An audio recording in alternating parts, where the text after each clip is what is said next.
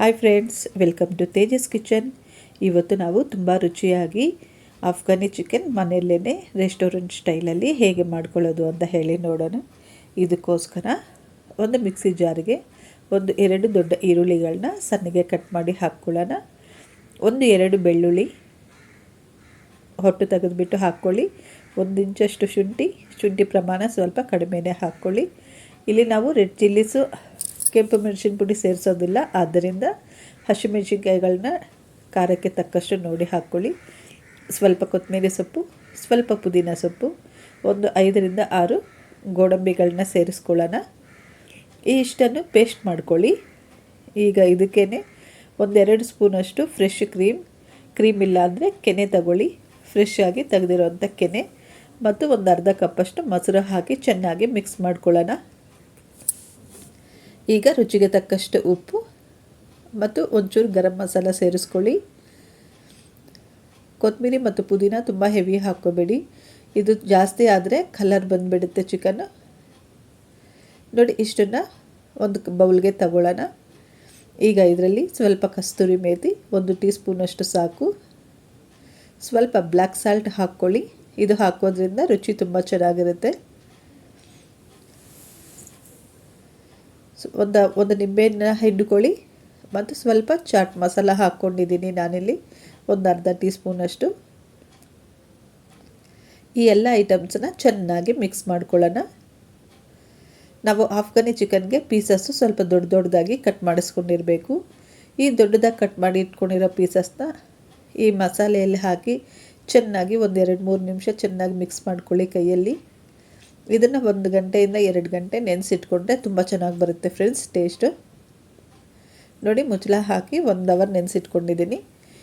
ಈಗ ಒಂದು ಪ್ಯಾನಲ್ಲಿ 3 ರಿಂದ 4 ಟೀ ಸ್ಪೂನಷ್ಟು ಬೆಣ್ಣೆ ಸೇರಿಸ್ಕೊಳ್ಳೋಣ. ಈ ಬೆಣ್ಣೆ ಕರಗ್ತಿದ್ದ ಹಾಗೇ ನಾವು ಏನು ನೆನೆಸಿಟ್ಕೊಂಡಿದ್ವಲ್ಲ ಚಿಕನ್ನು, ಬರೀ ಚಿಕನ್ ಪೀಸಸ್ನ ಈ ಒಲೆ ಮೇಲೆ ಈ ಬಾಣಲಿಯಲ್ಲಿ ಹಾಕ್ಬಿಟ್ಟು ಚೆನ್ನಾಗಿ ಫ್ರೈ ಮಾಡ್ಕೊಳ್ಳೋಣ. 2 ಸೈಡು 5 ನಿಮಿಷ ಚೆನ್ನಾಗಿ ಫ್ರೈ ಮಾಡಿಕೊಂಡ್ರೆ ಸಾಕು. ನೋಡಿ, ಬೆಣ್ಣೆ ಅವಶ್ಯಕತೆ ಬಿದ್ದರೆ ಇನ್ನು ಸ್ವಲ್ಪ ಹಾಕ್ಕೋಬಹುದು. ನೀಟಾಗಿ ಒಂದೊಂದು ಸೈಡು ಚೆನ್ನಾಗಿ ಬೇಯಿಸ್ಕೋಬೇಕು. ಒಂದು ಸೈಡ್ 5 ನಿಮಿಷ ಆದಮೇಲೆ ಇನ್ನೊಂದು ಸೈಡ್ ತಿರುಗಿಸ್ಬಿಟ್ಟು ಇನ್ನೂ ಒಂದು ಕಡೆ 5 ನಿಮಿಷ ಚೆನ್ನಾಗಿ ಬೇಯಿಸ್ಕೊಳ್ಳಿ. ಈ ಥರ ಇದು ಹೊಸ ರೆಸಿಪಿ, ತುಂಬ ಟೇಸ್ಟಿಯಾಗಿರುತ್ತೆ. ಒಂದು ಸತಿ ಖಂಡಿತಾನು ಟ್ರೈ ಮಾಡುವಂಥ ರೆಸಿಪಿ ಇದು. ನೋಡಿ ಫ್ರೆಂಡ್ಸ್, ಇವಾಗ 2 ಸೈಡ್ ಆಗಿದೆಲ್ಲ. ಈಗ ನಾವು ಇದನ್ನು ಒಂದು ಪ್ಲೇಟ್ಗೆ ಪಕ್ಕಕ್ಕೆ ತೆಗೆದಿಟ್ಕೊಳ್ಳೋಣ. ಸ್ವಲ್ಪ ಲೈಟಾಗಿ ಹೆಂಚಿಗೆ ಅಥವಾ ನಾವು ಕಡಾಯಿ ಏನು ಇಟ್ಕೊಂಡಿರ್ತೀವಲ್ಲ ಅದಕ್ಕೆ ಸ್ವಲ್ಪ ಲೈಟಾಗಿ ತಳ ಅಂಟಿರುತ್ತೆ. ಅದರ ಜೊತೆಗೇ ಉಳಿದಿರೋ ಮಸಾಲೆ ಹಾಕಿಬಿಟ್ಟು ಚೆನ್ನಾಗಿ ಫ್ರೈ ಮಾಡ್ಕೊಳ್ಳೋಣ. ಈ ಉಳಿದಿರೋ ಮಸಾಲೆಗೆ ನೀವು ಎಣ್ಣೆ ಅಥವಾ ತುಪ್ಪ ಸಾಕಾಗಿಲ್ಲ ಅಂದರೆ ಇನ್ನೊಂಚೂರು ಬೆಣ್ಣೆ ಅಥವಾ ತುಪ್ಪನ ಸೇರಿಸ್ಕೋಬಹುದು.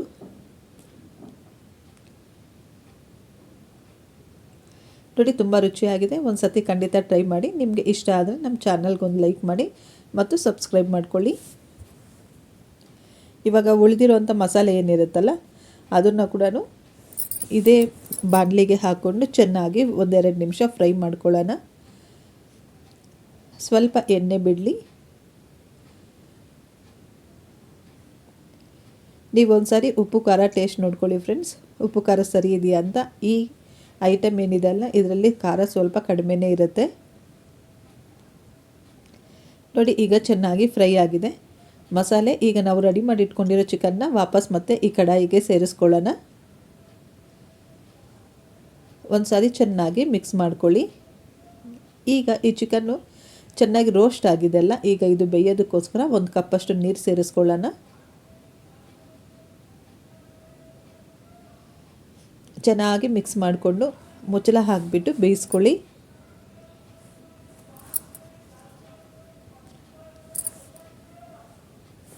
ನೋಡಿ, ಚೆನ್ನಾಗಿ ಬೇಯ್ತಾ ಇದೆ ಅಲ್ಲ. ಇದು ಕಲರ್ ಬಂದು ಸ್ವಲ್ಪ ವೈಟಾಗೇ ಇರುತ್ತೆ. ಮೇಲೆ ಅವಶ್ಯಕತೆ ಬಿದ್ದರೆ ನಿಮಗೇನಾದರೂ ಖಾರ ಕಡಿಮೆ ಅನಿಸಿದ್ರೆ ಸ್ವಲ್ಪ ಪೆಪ್ಪರ್ ಪೌಡ್ರ್ ಹಾಕ್ಕೊಳ್ಳಿ. ಇಲ್ಲಿ ಕರಿಮೆಣಸಿನ ಪುಡಿ ಹಾಕೋದ್ರಿಂದ ಒಂಚೂರು ಕಲರ್ ಚೇಂಜ್ ಆಗಿದೆ. ನೀವು ಬೇಕಂದರೆ ವೈಟ್ ಪೆಪ್ಪರ್ ಪೌಡ್ರ್ ಸೇರಿಸ್ಕೋಬಹುದು, ಇಲ್ಲಾಂದರೆ ಹಾಗೆ ಇರ್ಬೋದು, ಪರವಾಗಿಲ್ಲ. ನೋಡಿ, ಚೆನ್ನಾಗಿ ಇದು ಗ್ರೇವಿ ಥಿಕ್ನೆಸ್ ಎಷ್ಟು ಬೇಕೋ ನೋಡಿಕೊಂಡು ಚಿಕನ್ನ ನೀಟಾಗಿ ಬೇಯಿಸ್ಕೊಂಡ್ರೆ ಸಾಕು. ಇಲ್ಲಿ ನಾನು ಸೆಮಿ ಗ್ರೇವಿ ಮಾಡ್ಕೊಳ್ತಾ ಇರೋದ್ರಿಂದ ಸ್ವಲ್ಪನೇ ಇಲ್ಲಿ ನಾನು ಗ್ರೇವಿ ಇಟ್ಕೊಳ್ತಿದ್ದೀನಿ. ತುಂಬ ಗ್ರೇವಿ ಹೆವಿಯಾಗಿ ಮಾಡ್ತಾಯಿಲ್ಲ. ನೀವು ನೋಡಿಕೊಂಡು ನೀರು ಎಷ್ಟು ಬೇಕು ಅನ್ನೋದನ್ನು ಸೇರಿಸ್ಕೊಳ್ಳಿ.